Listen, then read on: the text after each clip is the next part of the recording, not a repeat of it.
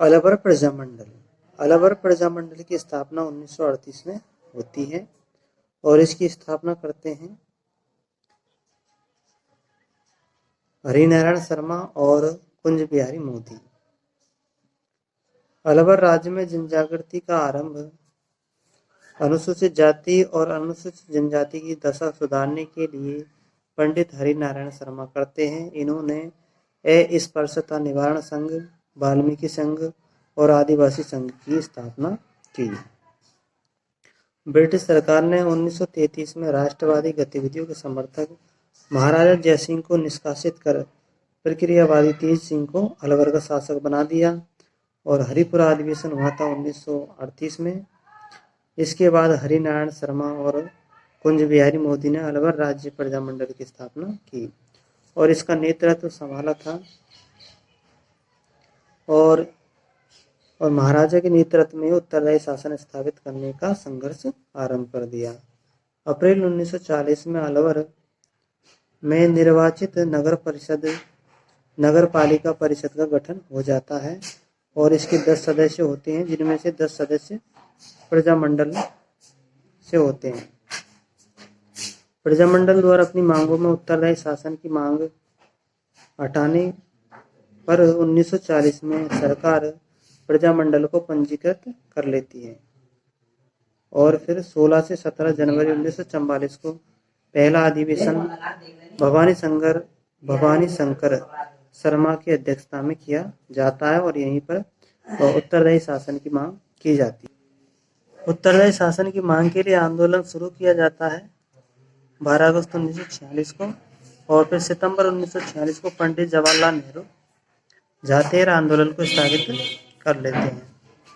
फिर इसके बाद में महाराज ने 1946 में संवैधानिक सुधार के लिए एक समिति बनाई।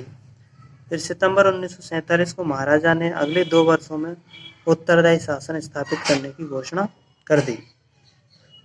फिर इसके बाद फरवरी 1948 में अलवर राज्य का प्रशासन भारत सरकार के रियासती विभाग ने अपने हाथों में ले लिया और 18 मार्च 1948 को अलवर राज्य का विलय मत्स्य संघ में हो जाता है। 30 जनवरी 1948 को महात्मा गांधी की मृत्यु के षड्यंत्र में अलवर के शासक तेज सिंह और उनके प्रधानमंत्री BN खरे को भारत सरकार द्वारा दिल्ली में नजरबंद कर दिया जाता है। फिर इसके बाद में केंद्रीय रियासती विभाग के वी लाल को अलवर का प्रशासक नियुक्त कर दिया जाता है। अब चलते हैं धौलपुर प्रजामंडल की स्थापना भी 1938 में होती है। तो यहाँ के ज्वाला प्रसाद और यमुना प्रसाद वर्मा 2 थे। इन्होंने धौलपुर में 1910 में आचार सुधारणी सभा और 1911 में आर्य समाज की स्थापना की। फिर 1918 में स्वामी श्रद्धानंद के नेतृत्व में आर्य समाज ने धौलपुर में स्वशासन के लिए आंदोलन शुरू कर दिया। फिर 1934 में आर्य समाज के कार्यकर्ता ज्वाला प्रसाद और जौहरी लाल इंदू ने धौलपुर में नागरिक प्रचारणी सभा की स्थापना की। फिर इसके बाद में 1938 में ज्वाला प्रसाद एवं जौहरी लाल इंदू ने धौलपुर में प्रजामंडल स्थापित कर दिया और कृष्ण दत्त पालीवाल को इसका अध्यक्ष बना दिया।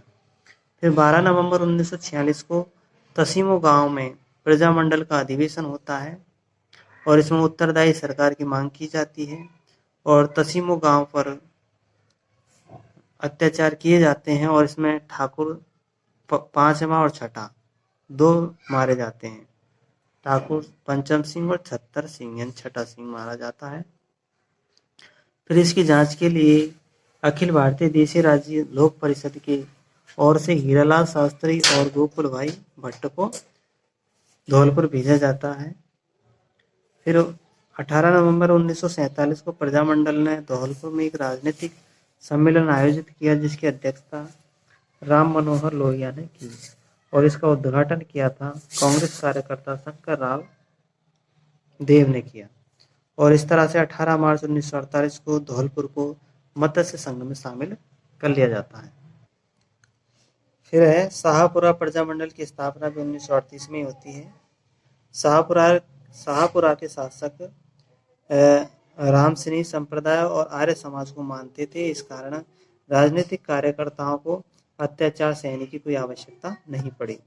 फिर शाहपुरा के शासक उम्मीद सिंह थे। उन्होंने 1920 से 1930 के दशक में अनेक पुस्तकालय, पाठशालाएं और विधवा आश्रम बनाए। फिर 18 अप्रैल 1938 को लादूराम व्यास, रमेश चंद्र ओझा और अभय सिंह ने शाहपुरा प्रजामंडल की स्थापना की और गोकुल लाल असावा को प्रजामंडल का कार्यकर्ता बना दिया गया। भारत छोड़ो आंदोलन 1942 में हुआ था। इस दौरान प्रजामंडल के कार्यकर्ताओं ने उत्तरदायी शासन की मांग की। शाहपुरा के महाराजा ने 1946 में गोकुल लाल असावा के नेतृत्व में संविधान निर्माण के लिए एक समिति का गठन किया और 27 सितंबर 1947 को गोकुललाल असावा के नेतृत्व में उत्तरदायी सरकार का गठन हो जाता है और महाराजा ने